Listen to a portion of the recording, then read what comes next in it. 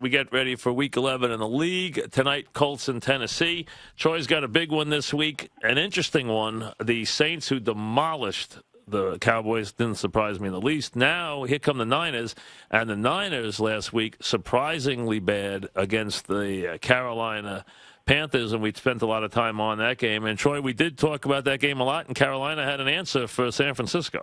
Yeah, they did a good job. I mean, San Francisco defensively played great, held them to 10 points. You expect to win that kind of game, but offensively, the 49ers just, they couldn't make plays. Without Davis, they were dead.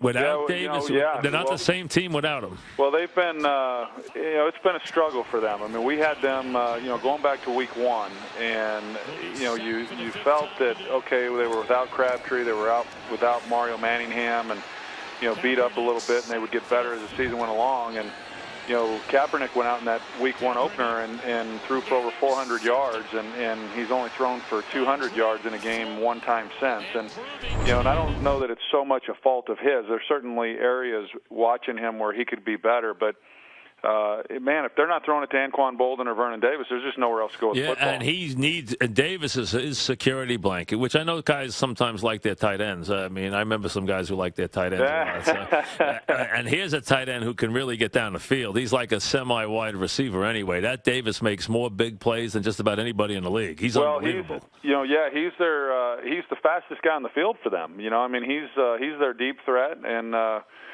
so without him, it's made an impact. Last week it did, as you mentioned, and then even going back, he didn't play in the Indianapolis game, and they weren't as sharp in that game either. So Vernon Davis is certainly a guy that Kaepernick feels confident in, and those are the guys that when you don't have the timing on the outside, which is required, and I guess the familiarity with a lot of these receivers, then those guys in the middle are the ones that are easier to get the ball to, and that's why Vernon Davis is such a threat when he's if they can get Manningham back, I mean, I don't know if Davis will play this week after the concussion, and I know they lost their hotshot safety now for 2 weeks with a concussion. But you know what? If you play them in that building, you have got to control the game with your running game, because if you give them possessions, you can go home. I don't care who you are. You're not getting to them in their building. They are unbelievable in that place. Yeah, it's a hard place to play. It's the first road start that Colin Kaepernick had last year, and they were able to steal one, in New Orleans. I say steal one because, I agree with you that it's just a hard place to win. And they were all screwed up last year, yeah. Yeah, so, that was a different defense than they are right now, and so it's going to be important. I think with Frank Gore, they're capable of that. The Saints have given up a lot of yards, on the ground. Absolutely. But when you've got an offense that is able to move the ball and score points the way that the Saints are, you're not going to beat them with the running game, but you do have to try to control the ball and keep them off the field. And you can't flirt with danger. I thought the Cowboys' fatal mistake in that game was 21-10 before the half. Get off the field. Come back, play the second half. Yeah. Instead,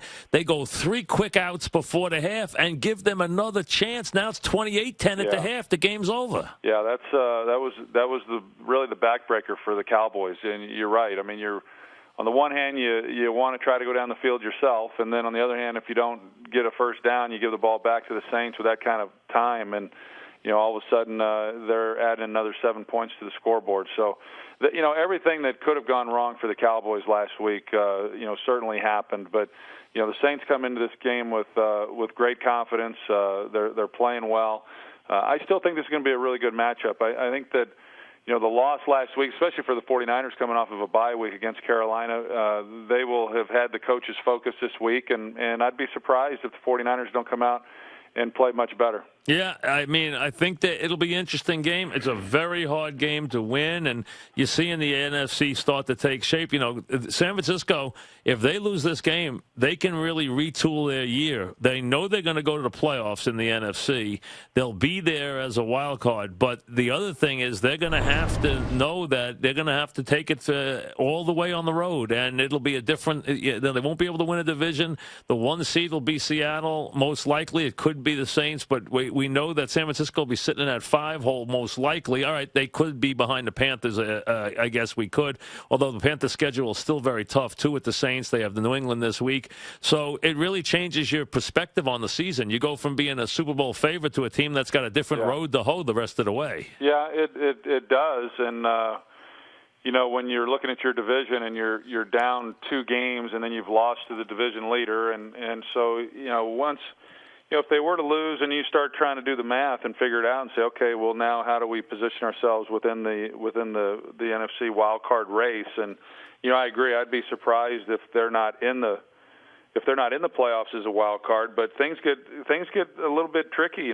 Chicago, whatever happens within the NFC North, and then with Carolina. So, it's not a foregone conclusion, but I still think that they're one of the better teams, and with the defense playing as good as they've played, I just can't imagine them not winning enough games to get in. Yeah, and the Lions look like they've now taken control.